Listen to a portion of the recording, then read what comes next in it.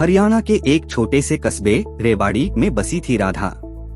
राधा की उम्र करीब 50 साल थी और वह अपने मोहल्ले में राधा दी के नाम से मशहूर थी।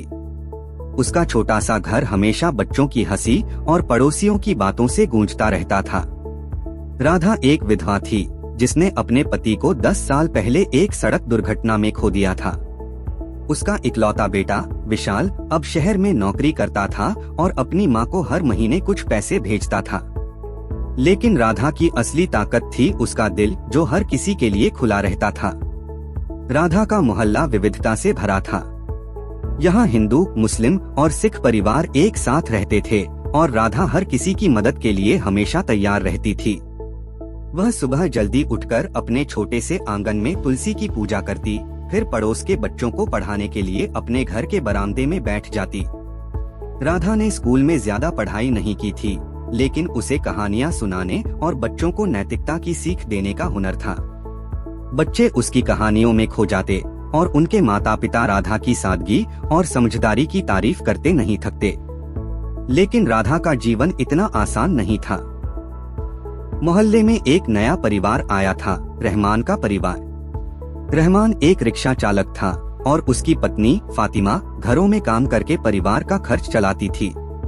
उनके 3 बच्चे थे, जिनमें से सबसे बड़ा 9 साल का आसिफ स्कूल नहीं जाता था। आसिफ दिन भर सड़कों पर कबाड़ बीनता और अपने छोटे भाई बहनों के लिए कुछ कमाने की कोशिश करता। राधा ने जब यह देखा तो उसका दिल पसीज गया। उसने सोचा कि अगर आसिफ को सही दिशा मिले तो वह अपनी जिंदगी को बेहतर बना सकता है।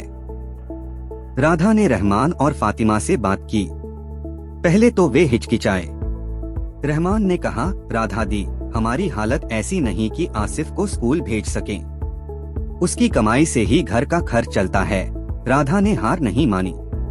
उसने मोहल्ले के कुछ और लोगों को इकट्ठा किया और एक छोटी सी योजना बनाई। राधा ने अपने घर में बच्चों के लिए मुफ्त पढ़ाई शुरू की, जहां वह आसिफ और उसके भाई बहनों को बुनियादी पढ़ाई लिखाई सिखाने लगी। उसने अपने बेटे विशाल से बात की और विशाल ने अपने दोस्तों से चंदा इकट्ठा करके आसिफ के लिए स्कूल की किताबें और यूनिफॉर्म का इंतजाम किया। शुरुआत में आसिफ को पढ़ाई में मन नहीं लगता था।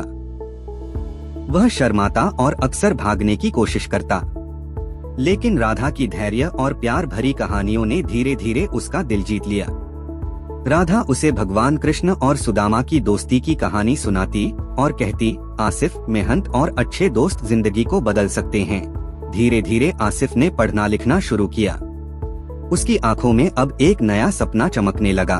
वह अपने परिवार को गरीबी से निकालना चाहता था। मोहल्ले में कुछ लोग राधा की इस पहल से खुश नहीं थे। कुछ ने कहा कि वह बाहरी लोगों की मदद करके समय बर्बाद कर रही है।